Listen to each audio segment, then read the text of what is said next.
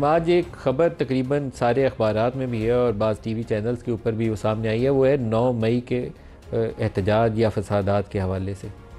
Black day इसको सही कहा जाता है। मैं बार बार कहता हूँ कि उसके अंदर ज़िम्मेदारों का तयन कर लें, लेकिन ये वो दिन है जिसको कभी भी ये नहीं कहा जा सकता कि जो एहतजाज की शक्ल थी वो दुरुस्त थी। बिल्कुल गलत शक्ल थी। प्रोटेस्ट आपको रजिस्टर कराना चाहिए। इवन GHQ के बाहर भी जाके कोई प्रोटेस्ट कराना चाहिए तो प्रोटेस्ट रजिस्टर करवा सकता है, लेकिन उन इमारात के अंदर घुस जाना, उसके ऊपर चढ़ जाना, तोड़ फोड़ करना, ये जस्टिफाइबल नहीं है।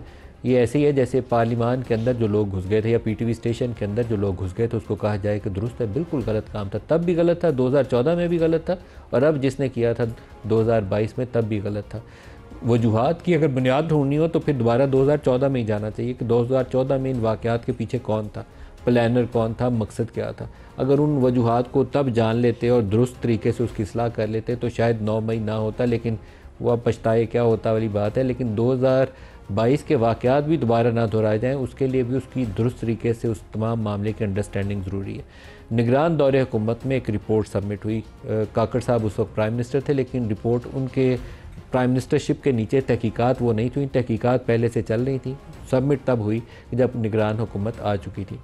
वो अखबारात के अंदर जो ख़बर है और जो TV चैनल्स के हमारे रिपोर्टर्स खबर दे रहे हैं वो ये बता रहे हैं कि इमरान खान 9 मई के वाक़यात के अंदर मुलव्वस थे, और इसी तरीके से पार्टी की जो बेशतर क़यादत है वो उसके अंदर वाक़यात के अंदर मुलव्वस है। 2 अफराद का नाम जिसमें शाह महमूद कुरैशी और चौधरी परवेज़ लाई है, वो कहा जा रहा है कि डिस्पाइट द फैक्ट कि उनके ऊपर बहुत से मुकदमात हैं, लेकिन बराह रास्त उनका 9 मई के वाक़यात में मुलव्वस होने के हवाले से कोई शवाहद या सबूत सामने नहीं आए। ये रिपोर्ट के मुताबिक ये चीज़ें बताई जा रही हैं। मैंने जो कुछ हुकूमती शख्सियात हैं उनसे बैकग्राउंड लेने की खातिर उनसे रब्ता कायम किया कि बताइए कि उसमें है क्या। तो जो डिस्क्रिप्शन मुझे मिली है उसके मुताबिक यह है कि इमरान खान का जो अरेस्ट था, जो गिरफ़्तारी थी, उसको मुंसलिक किया पाकिस्तान तहरीक इंसाफ ने, और इमरान खान ने उस एजिटेशन से, उस एहतजाज से जो 9 मई के साथ हुआ, तो ये इमरान खान का लिंक जोड़ा जाता है उन वाक़यात के साथ।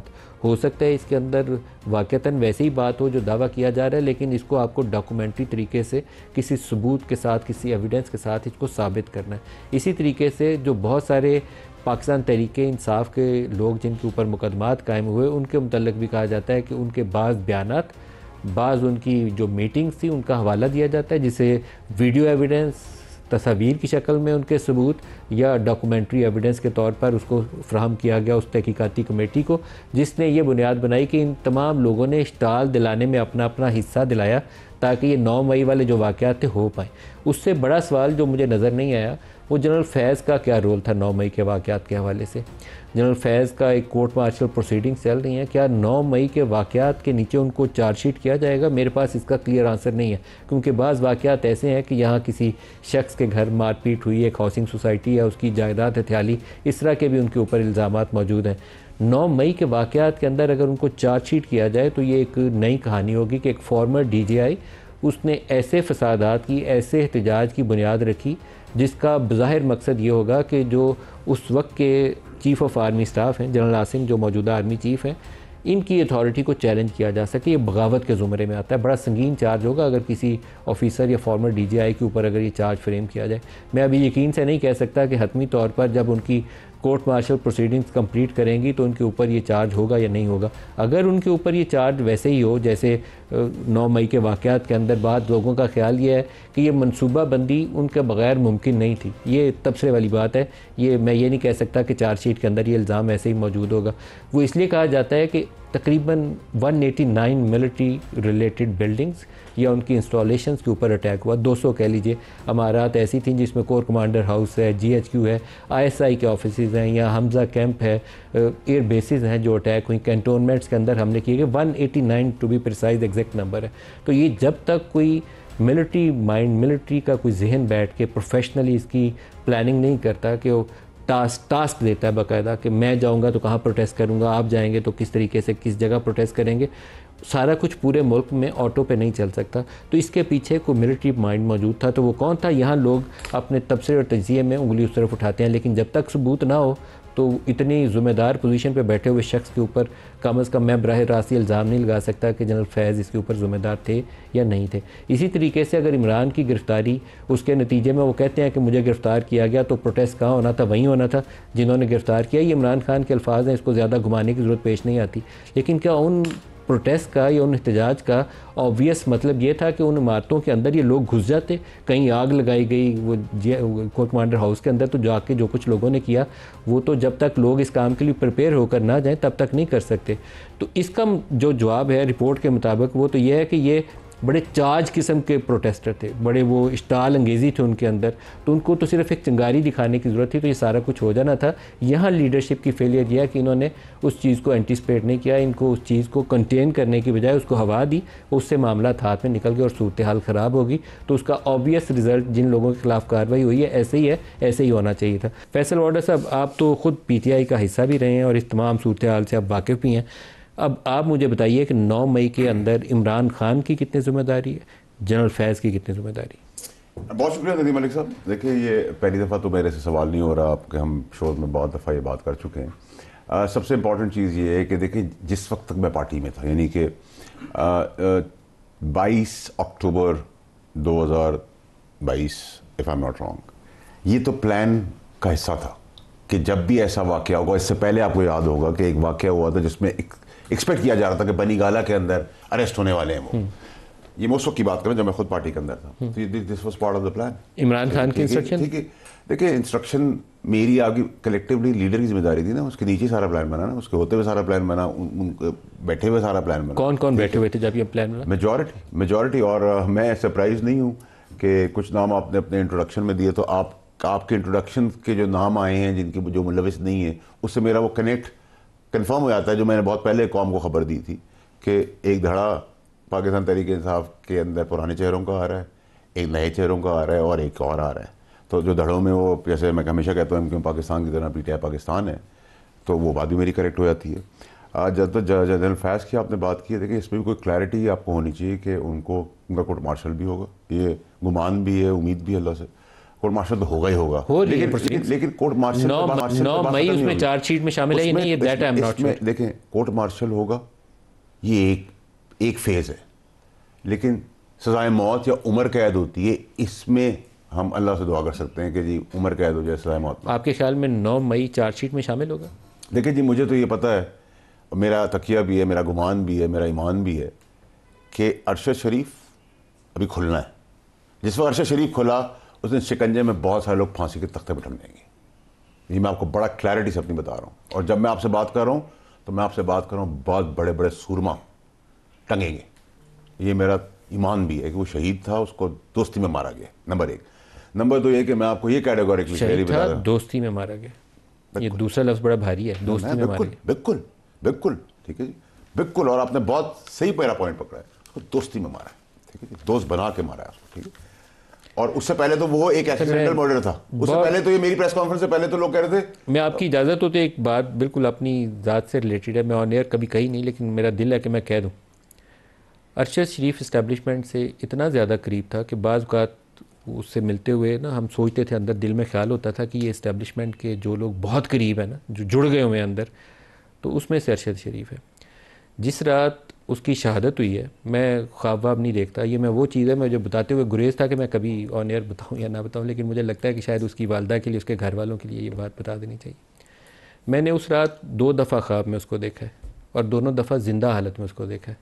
तो मैं बड़ा अंदर से कन्विंस हूँ कि वो बंदा शहीद है, जिसने उसको मारा है, वो उसको अल्लाह ताला ऐसी सज़ा देगा कि हमारे सामने वो कभी ना कभी शक्ल आएगी। एक्चुअली तो सज़ाएं शुरू हो गई। मेरा उसके मुतालिक तासुर यही था कि वो इतना एस्टेब्लिशमेंट के करीब हो गया हुआ है, तो हम थोड़ा सा गुरेज करते थे कि बहुत जुड़ गया हुआ है अंदर उनके साथ। तो वो, लेकिन उसका मैंने 2 दफ़ा उस रात, एक ही रात में 2 दफ़ा उसको ख्वाब में देखा और दोनों दफ़ा जिंदा देखा। देखिए नदीम मलिक साहब, मैं आपके ख्वाब की ताबीर के ऊपर तो बात नहीं कर सकता, क्योंकि मैं आपको ज़ाती तौर पर जानता हूँ, और बल्कि ना मैं कोई नेक आदमी हूँ, कि आपका बैकग्राउंड और आपकी शख्सियत और आप जो अल्लाह के लिए करते हैं, अल्लाह के दरबार में जाते हैं, मैं आपको बता रहा हूँ, ख्वाब जो है आपने अगर देखा है तो मुझे लगता है कि जिंदा है, वो जो शख्स वो जिंदा है, मुलव्वस है, वो बच नहीं पाएगा। देखिए मैं तो ये 2.5 साल से पीट रहा हूँ और मैं कन्विंस्ड हूँ। और आपने जहाँ कहा कि वो एस्टैब्लिशमेंट में बहुत करीब था, वो उतना ही तहरीक इंसाफ से भी करीब था। और तहरीक इंसाफ और एस्टैब्लिश उस वक्त के लोग का जब गठ जोड़ मिलेगा तो बहुत कुछ हमें मिलेगा, ठीक है जी। तो मैं तो टाइम से पहले आपको बहुत सारी चीज़ें बता देता हूँ, अभी बता रहा हूँ। और क्योंकि कोर्ट मुझे बुला नहीं रही है, मैं सारी चीज़ें नहीं पहुँचाने के दरवाजे तक जरूर ले जाऊँगा कहाँ से, क्योंकि मैं पहला आदमी था पाकिस्तान के अंदर। आपको याद होगा इसने प्रेस कॉन्फ्रेंस में कहा ये एक्सीडेंटल मर्डर नहीं है, ये रोक के पुलिस ने मार दिया, ये नहीं है, ये कत्ल है, ये प्लान मर्डर है, असैसिनेशन है, ठीक है। और उसकी बहुत सारी कड़ियाँ भी इंशाल्लाह आने वाले दिनों में ज़िंदगी में ज़रूर दूंगा। हमारे आबिद शेर अली साहब से पूछा। आबिद शेर अली साहब, ये रिपोर्ट्स के कंटेंट्स आपने आज आपने भी देखे होंगे, और वाडा साहब का जो तजिया है, जो सारी चीज़ों से एटलीस्ट मेरे और आपसे ज़्यादा बाखबर होंगे, वो इस सिस्टम का, इस निज़ाम का, जमात का उस वक्त हिस्सा भी थे। तो अब आपका तजिया क्या कहता है, ये मामला किस तरफ को आगे जाएंगे? बहुत शुक्रिया मलिक साहब। इसमें देखें कोई दो राह नहीं है कि एक जो उस दिन 9 मई को हुआ, कोई भी इंसान उसको वैलिड नहीं करवा दे सकता। बिल्कुल गलत हुआ, जुल्म हुआ। ये पहले 2014 का धरना हुआ, 2014 के धरने के बाद उसमें भी जनरल ज़हीरुल इस्लाम और दूसरे लोगों की इन्वॉल्वमेंट थी उस वक्त। उसके बाद तहरीक लब्बैक को यूज़ करके हमें गोलियां, एहसन इकबाल के ऊपर गोलियां चलवाई गई, हमारे ख्वाजा असद साहब के ऊपर स्याही फेंकी गई, नवाज़ शरीफ साहब के ऊपर जूते फेंकवाए गए। और उसके बाद उसी की कड़ी में ले ले 9 मई का वाक़या आ जाता है। 9 मई के अंदर भी कौन सी कोई ऐसे कोई चीज़ें, वो तो सामने पीटीआई की जो लीडरशिप थी, एक तो हिडन लीडरशिप है जो अभी तक मुराद सईद की सूरत में अगर वो गिल्टी नहीं थे तो किधर छुपे हुए हैं, किधर हैं, पता चले कि जिन्होंने ये वाक़या नहीं करवाए। और इनकी खुद लीडरशिप ने कहा कि ये प्लान हुआ, प्री प्लान था। उसके बाद देखें अब लिबर्टी चौक में पीटीआई का एहतजाज हो रहा है। मलिक साहब, अगर शायद मैं मेरी इस नाके शकल में ना आता हो, अब वो धरने को यास्मीन राशिद साहबा कह रही हैं जी कि आप कोर कमांडर हाउस की तरफ चले जाए। अब जब ये कोर कमांडर हाउस की तरफ जाता है तो वहाँ पे इमरान खान नियाजी के भांजा शरीफ वो अंदर जाते हैं स्टिक के ऊपर। आज तक भारत की जरूरत नहीं हुई कि हमारी फ़ौज की जो यूनिफॉर्म है उसको डंडों के ऊपर लटका कर ललकारे। और उसके बाद जो मियाँ वाली के ऊपर के अंदर हुआ, उसके बाद जो हमारी शोधा की जो यादें, उनके ऊपर जो पथराव हुआ, गलाव जलाव हुआ, जहाज़ों जो हमारे जो सिंबॉलिक एक जहाज़ खड़े होते हैं उनको नज़र आतिश किया गया, मोटरवेज़ को नज़र आतिश किया गया। और उसकी कड़ी ले लें जो अमीन गंडापुर साहब जब वो तशरीफ़ लाते हैं वहाँ से, वो उनकी जो वो गलाजत बकते हैं मरियम नवाज शरीफ साहबा के ख़िलाफ़, और ऊपर से स्टेट को ललकारते आते हैं ललकार। अभी पीटीवी के ऊपर जो हमला हुआ, कौन कौन सी ऐसी चीज़ें जो मैं आपको इनकी गिनवाऊँ जो आप इसमें बिल्कुल पीटीआई की मेन लीडरशिप की इन्वॉल्वमेंट है। ये कोई कहे कि जी इमरान खान के नॉलेज में नहीं था, कोई कहे ये इनकी सेकंड लीडरशिप की जो फर्स्ट जो मेन लीडरशिप है उनका नॉलेज, ये बिल्कुल गलत है। उन्होंने बैठ के प्लान किया और इमरान खान ने कहा बारहा कि जी मुझे आप गिरफ्तार करेंगे, आप सारा कुछ भूल जाएंगे।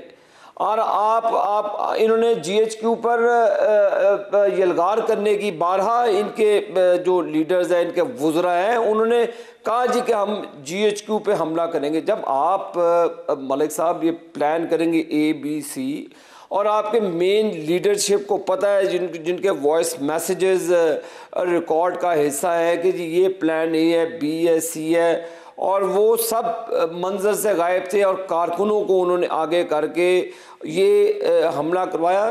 तो अब जो अभी मेरे भाई डॉक्टर हमायूं साहब हैं, अभी इनकी ख्वाहिश पूरी होगी, चार्जशीट तैयार है, सज़ाएँ भी होंगी। जिन्होंने गलत काम किया है डॉक्टर साहब, वो चाहे जो भी है, आपको किसने कहा था कि जी आप कोर कमांडर हाउस पे जाके हमले कर दें? इमरान खान के भांजे ने उसको लीड किया, आबिद शेर अली ने। थोड़ा सा रोशनी डालें कि जो जनरल फैज और इमरान खान या पीटीआई का आपस में लिंकेज क्या था, थोड़ी सी रोशनी डाल सकते हैं? मैं ये बिल्कुल लिंकेज है, इसमें कोई दूसरा बात ही नहीं है मलिक साहब। अभी जो कोर्ट मार्शल उसका हो रहा है फैज़ हमीद का, और उसके तो हाथ और पाँव आलूद हैं जमहूरियत के कत्ल से भी, और जो पाकिस्तान का बेड़ा गर्क उससे भी, और उससे हटकर जो उसने कू कराने की कोशिश की 9 मई के वाक़े के बाद, जो उसने एक नया अपना उसने आखिरी तुरब का पत्ता खेला। अल्लाह ताला की ज़ात साथ ही पाकिस्तान के, और वो जो हमारे आर्मी चीफ़ हैं उनकी नेक नियति है, तो फिर अल्लाह ताला नेक नियति के लोगों का साथ देता है। तो ये लोग इनके चेहरों से जो नकाब, मैं 200% गारंटी से कहता हूँ कि फैज़ हमीद और इमरान खान, मैं आपको लिख के देता हूँ कि इनकी मर्ज़ी के बगैर 9 मई का वाक़या हो ही नहीं सकता, सवाल ही पैदा नहीं होता। इनके लोग, इनके प्लांटेड लोग, इनकी पूरी इनका माइंड प्लाई हुआ था, और बिल्कुल ये दोनों मोरे इस साजिश के पीछे है जिन्होंने पाकिस्तान को पूरी दुनिया के आगे तमाशा बनाया। मौलवी साहब, बाकी जज़ा सज़ा अल्लाह के हाथ में, जब पाकिस्तान की अदालतों के हाथ में, 2 साल हो गए, बड़ा लंबा, इस चीज़ को ख़त्म होना चाहिए वंस फॉर ऑल।